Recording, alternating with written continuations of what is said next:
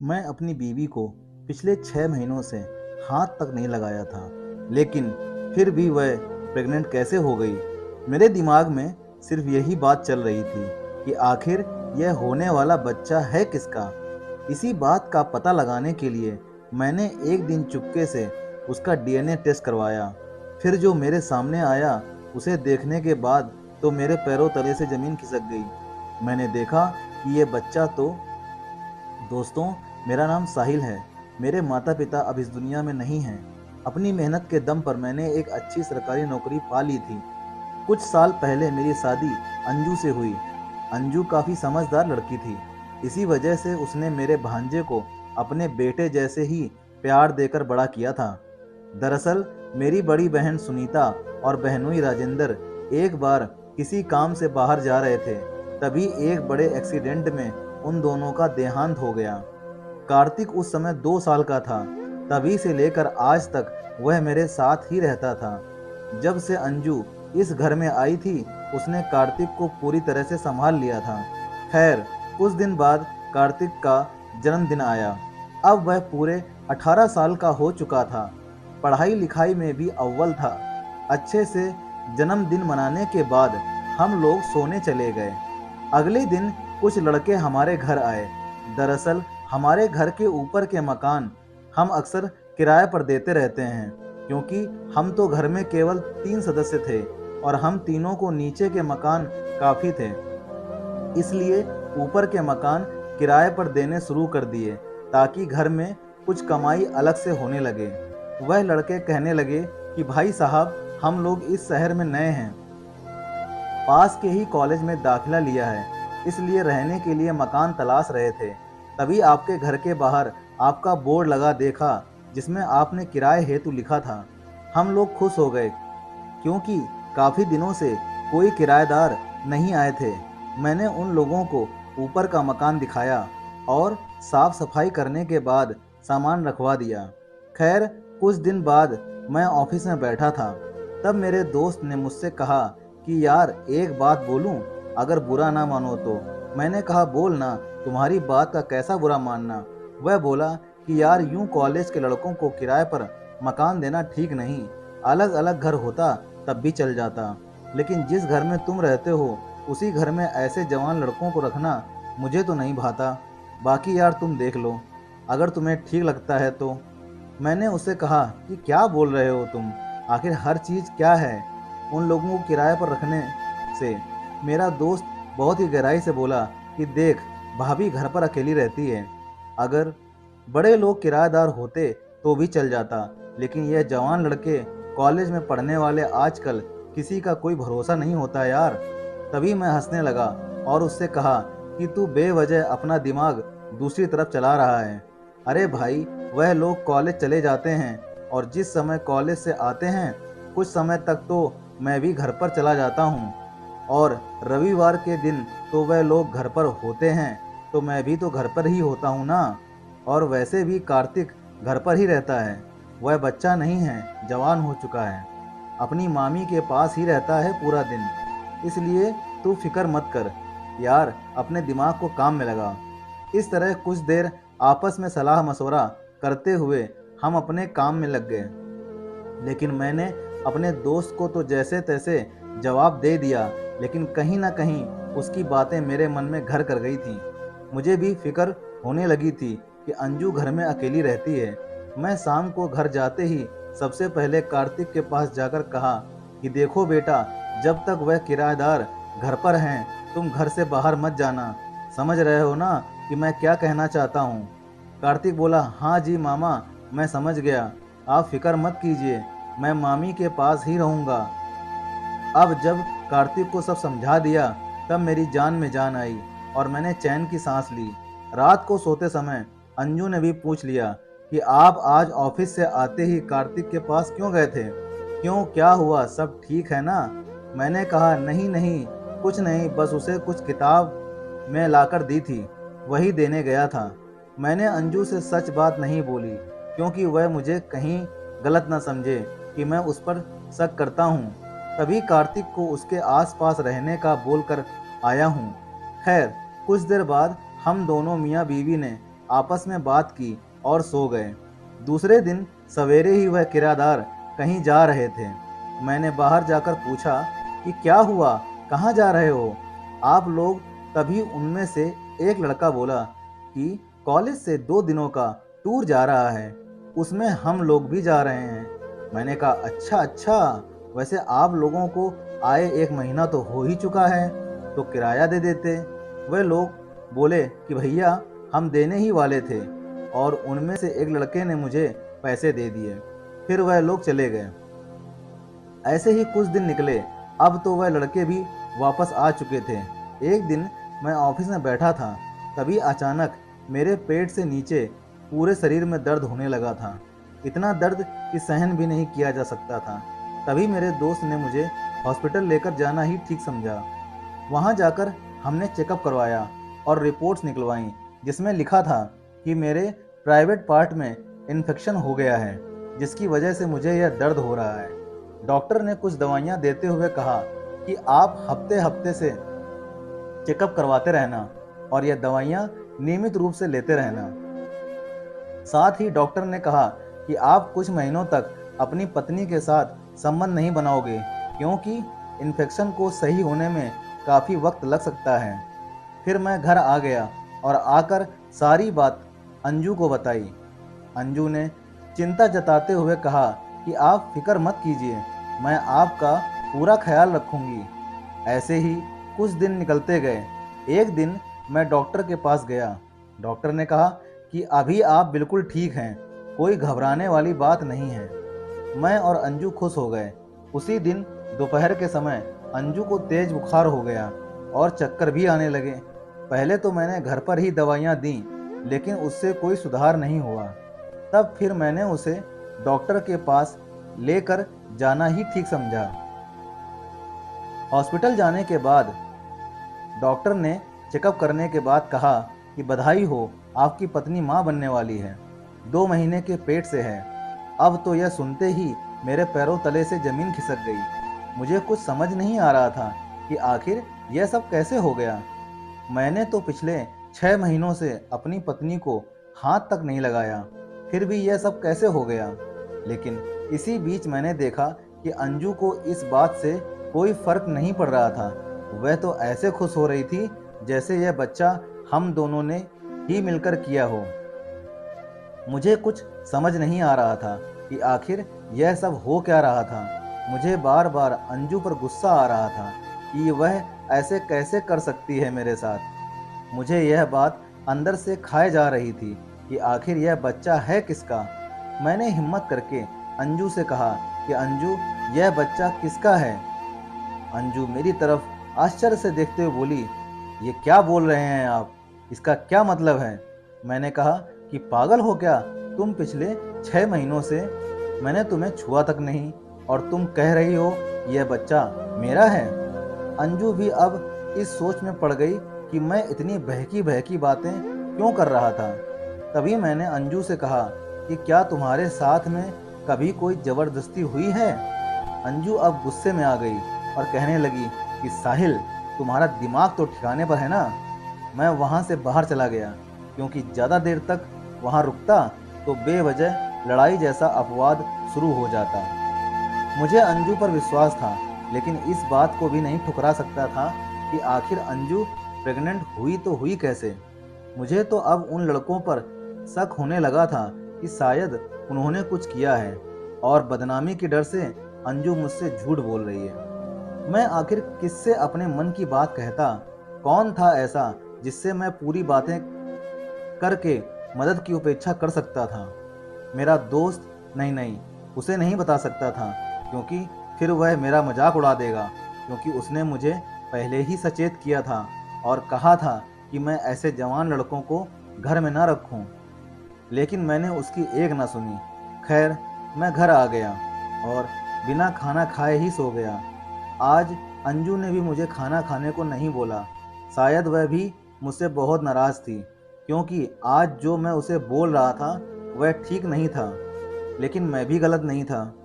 मैं अपनी जगह पूरी तरह से सही था, क्योंकि मुझे अच्छी तरह पता था कि जब से डॉक्टर ने मुझे संबंध बनाने से परहेज बताया था, तब से मैं अंजू को छुआ तक नहीं था और उन बातों को पूरा 6 महीना बीत चुका था। इन 6 महीनों में मैंने अंजू को उस नज़र से कभी नहीं देखा, लेकिन फिर भी वह प्रेग्नेंट कैसे हो गई और मुझे अंदर से यह बातें झकझोर कर रही थीं। मैं सोच रहा था कि या तो अंजू गलत है या उसके साथ कुछ गलत हुआ है, और गलत करने वाले ही सिर्फ वो लड़के ही थे, क्योंकि उनके अलावा घर में था कौन। मैंने जैसे तैसे हिम्मत की और सारी बात अपने दोस्त को बता दी। उसने पहले तो मुझे उलाहना दिया कि मैंने कहा था ना कि कुछ भी हो सकता है, लेकिन तुमने मेरी बात एक ना सुनी और अपनी जिद पर अड़ा रहा। मैंने उससे कहा कि यार कोई तो उपाय होगा ये सब जानने का, जिससे मुझे ये पता लग सके कि आखिर ये बच्चा किसका है। तभी वो कहने लगा कि सबसे पहले तो तू अपनी बीवी का फिर से चेकअप करवा। मैं उसकी बातें समझ नहीं रहा था कि आखिर वह कहना क्या चाहता है। मैंने उससे कहा कि दोबारा चेकअप यह क्यों करवाना है। तभी वह कहने लगा कि कभी कभार ऐसा होता है कि रिपोर्ट गलत आ जाती है, किसी और की रिपोर्ट किसी और के पास चली जाती है, जिसकी वजह से लोगों में गलतफहमी पैदा हो जाती है। हो सकता है तुम्हारी बीवी प्रेग्नेंट ना हो और रिपोर्ट गलती से फेरबदल हो गई हो। अब मुझे उसकी बात में दम लगा और मन को शांति देने लगा कि शायद हो सकता है रिपोर्ट गलत हो। मैं मन ही मन भगवान से प्रार्थना करने लगा कि काश रिपोर्ट फेरबदल हो, ताकि मेरे मन को शांति मिले। मैं जल्दी जल्दी से घर गया और अंजू से कहा कि जल्दी तैयार हो जाओ, हमें हॉस्पिटल जाना है। अंजू अभी मुझसे नाराज थी। तभी वह गुस्से भरी निगाहों से देखते हुए बोली कि क्यों, अब क्या करने जाना है हॉस्पिटल? क्या अभी भी तुम्हें ऐसा लगता है कि मैं ही गलत हूँ? मैंने उसे प्यार से समझाया और कहा कि अंजू, मैंने ऐसा कब कहा? बस हम लोग दोबारा चेकअप करवाने जा रहे हैं ताकि हमें तसल्ली हो जाए कि क्या तुम प्रेग्नेंट हो। अंजू की आंखों में आंसू आ चुके थे। वह कहने लगी कि मैंने पहली बार दुनिया का ऐसा बाप देखा है जो नहीं चाहता कि उसकी बेबी प्रेग्नेंट है। फिर मेरे को भी गुस्सा आ गया और मैंने कहा कि अंजू, तुम मेरा विश्वास करो, मैंने पिछले 6 महीनों से तुम्हें छुआ तक नहीं है, फिर भी तुम प्रेग्नेंट कैसे हो गई? मैं तुम्हें दोष नहीं दे रहा हूँ कि तुम गलत हो, लेकिन कई बार ऐसा हो जाता है जिसकी किसी की भी औरत को भनक तक नहीं लगती और ऐसी ऐसी बातें हो जाती हैं। इसलिए तुम जल्दी चलो, हम पहले तो डॉक्टर से ये कंफर्म करते हैं दोबारा रिपोर्ट्स करवा कर कि क्या तुम सच में प्रेग्नेंट हो सकता है हमारी रिपोर्ट्स में फेरबदल हुई हो। अंजू तैयार हो गई और हम हॉस्पिटल के लिए निकल गए।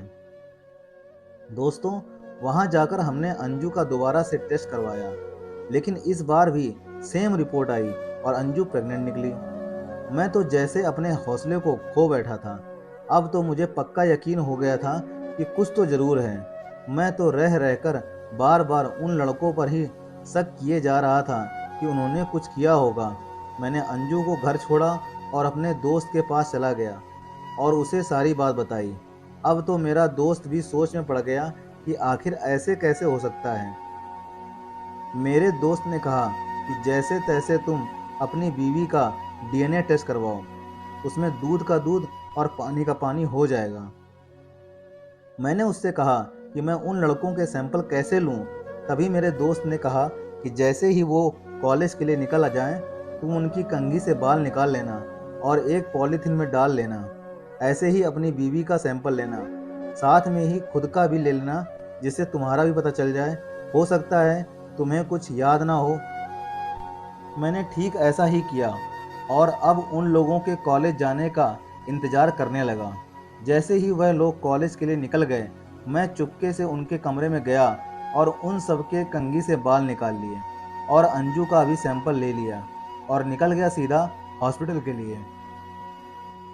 वहां जाकर मैंने उन लड़कों का सैंपल और अंजू का सैंपल मिलवाया और पता किया कि यह बच्चा किसका है, लेकिन रिपोर्ट्स में उनमें से किसी का भी बच्चा नहीं निकला। अब मेरे जी में आया कि क्या हो सकता है कि यह बच्चा मेरा ही हो। मैं बेवजह इन उलझन में पड़ा हुआ था। मैंने अपना भी टेस्ट करवाया, लेकिन फिर उसमें भी यही निकला कि यह बच्चा मेरा भी नहीं था। अब तो बात यह आन पड़ी थी कि आखिर यह बच्चा है किसका। हम लोगों के अलावा तो कोई घर में था ही नहीं। अब तो मुझे पूरा शक अंजू पर हो गया कि कहीं ना कहीं किसी का कोई चक्कर चल रहा है, क्योंकि ज़्यादातर ऊपर से शरीफ दिखने वाले लोग अंदर से इतने मासूम होते नहीं हैं। मैंने यह सारी बात अपने दोस्त को फ़ोन करके बताई। मेरे दोस्त ने कहा कि ठीक है, हम कल मिलकर बात करते हैं। लेकिन रात को मेरे दोस्त का अचानक से फ़ोन आया और उसने कहा कि मैंने तुम्हारे भांजे को हॉस्पिटल से निकलते हुए देखा था, साथ में एक लड़की भी थी। अब तो मेरे पैरों तले से ज़मीन निकल पड़ी कि आखिर यह लड़की हो कौन सकती है। मैंने कार्तिक से पूछा कि तुम हॉस्पिटल क्यों गए थे एक लड़की के साथ। कार्तिक मुझे कहने लगा कि मामा जी, जब मैं कोचिंग से आ रहा था तो एक बेसहारा लड़की के पैर में चोट आ गई, जिसकी वजह से मैं उसे हॉस्पिटल से दवाई दिलवाने के लिए लेकर गया था। अब मुझे कार्तिक की बातों पर विश्वास हो गया था कि हो सकता है उसने भला काम ही किया हो। मैंने उसकी बातों को वहीं टाल दिया और अपनी ही उलझन में लग गया कि आखिर यह बच्चा है किसका। तभी मेरे दोस्त ने दूसरे दिन मिलकर मैंने कहा कि यार, मेरे को कुछ पता नहीं चल रहा है, सब करके देख लिया। मेरे दोस्त ने कहा कि तुमने सबका तो सैंपल ले लिया है, यहाँ तक कि खुद का भी, लेकिन क्या तुमने अपने भांजे कार्तिक का सैंपल लिया? मुझे उसकी बातों से क्रोध आ गया और उसकी मैंने शर्ट को पकड़ लिया और कहा, यह क्या बकवास कर रहे हो? वह अंजू के बेटे जैसा है, तुम उसके बारे में ऐसा सोच भी कैसे सकते हो? उसने अपनी कॉलर को छुड़वाते हुए कहा कि मेरा कोई लेना देना नहीं है तुम्हारी फैमिली मैटर से। मैं तो बस अपनी बात रख रहा हूँ कि एक कहीं ना कहीं उसका भी सैंपल लेना चाहिए, क्योंकि कार्तिक जवानी में था और इस उम्र में बच्चा क्या कर जाए कुछ पता नहीं चलता। अब मुझे यकीन होने लगा था कि हो सकता है मेरा दोस्त सही कह रहा हो। मैंने जैसे तैसे कार्तिक का चुपके से सैंपल ले लिया और चला गया हॉस्पिटल। सीधा वहां जाकर जैसे ही मैंने रिपोर्ट निकलवाई तो मेरे पैरों तले से ज़मीन खिसक गई। मैंने देखा कि वह सैंपल मेरे होने वाले बच्चे से मिल चुका था और उसका असली बाप कार्तिक था। अब तो मेरा घर जाना मुश्किल हो गया था। मैं मरे मरे कदमों से अपने घर की ओर चल पड़ा। मेरा तो दिमाग पूरी तरह से खराब हो चुका था। बार बार मेरे दिमाग में यही आ रहा था कि आखिर यह सब कैसे हो रहा था। मैंने अंजू को सारी बात बताई। अब तो अंजू का भी खुद को संभालना मुश्किल हो गया था। उसकी आंखों से आंसू थमने का नाम ही नहीं ले रहे थे। लेकिन मेरे क्रोध की कोई सीमा नहीं रही और मैं जल्दी से कार्तिक को बाहर बुलाया। रिपोर्ट उसके मुंह पर मारते हुए मैंने कहा कि देख तेरी करतूत, क्या इसीलिए हमने तुझे पाल पोस कर बड़ा किया था? अरे, तूने अपनी माँ जैसी मामी को भी नहीं बख्शा। इतना हैवान कैसे हो गया तू कार्तिक? कार्तिक रोते हुए मेरे पैरों में गिर गया और कहने लगा, मामा जी मुझे माफ़ कर दो। दरअसल मैं जब अपने दोस्तों के साथ जाता था तो वह मुझे गंदी गंदी वीडियो दिखाते थे, जिसकी वजह से मैं उत्तेजित हो उठा। अब मैं करता भी तो क्या करता। और जब मैंने आप दोनों की कमरे में बात सुनी कि आपको 6 महीने तक मामी से दूर रहना है, तो मुझसे रहा नहीं गया। मैंने इसी बात का फ़ायदा उठाया और आप दोनों के दूध में नशीली दवाई मिला दी। जैसे ही आप लोग नशे की दवा पीकर सो गए तो मैं मामी को उठाकर अपने कमरे में ले आया। वहाँ बिल्कुल बेहोश अवस्था में थी। मैं रोज़ाना उसके साथ ऐसा करने लगा। अब तो मैं और अंजू खुद को कोस रहे थे कि हमने किस आस्तीन के सांप को पाल रखा था। जिस लड़के को हमने अपने बेटे समान पाला, अपने बेटे समान प्यार दिया, उसने पढ़ाई लिखाई, उसका पूरा ख्याल रखा, उसी ने हमारे साथ धोखा किया था। हम बार बार दीदी से माफ़ी मांग रहे थे कि हमें माफ़ कर दो, हम तुम्हारे बेटे को अब नहीं रख सकते। इसी तरह हमने कार्तिक को घर से निकाल दिया। अब पूरी ज़िंदगी दोस्तों हम कार्तिक को माफ़ नहीं कर पाए। तो भाइयों और बहनों, अगर मेरी यह आज की कहानी आपको पसंद आई हो तो वीडियो को लाइक कीजिए, शेयर कीजिए और कमेंट भी कीजिए। और हाँ, सबसे ज़रूरी बात, अगर आपने अभी तक मेरा चैनल सब्सक्राइब नहीं किया है तो प्लीज़ प्लीज़ प्लीज़ सब्सक्राइब करें। दोस्तों, मिलते हैं अगली ऐसी सच्ची घटना पर आधारित कहानी पर। अगर आपको कहानी पसंद आई हो तो बेल आइकन लगा हुआ है उसको दबा दीजिए ताकि आपको मेरी सारी स्टोरी मिल सके। मिलते हैं अगली कहानी में दोस्तों, तब तक के लिए जय हिंद, जय भारत, खुश रहिए दोस्तों, आबाद रहिए।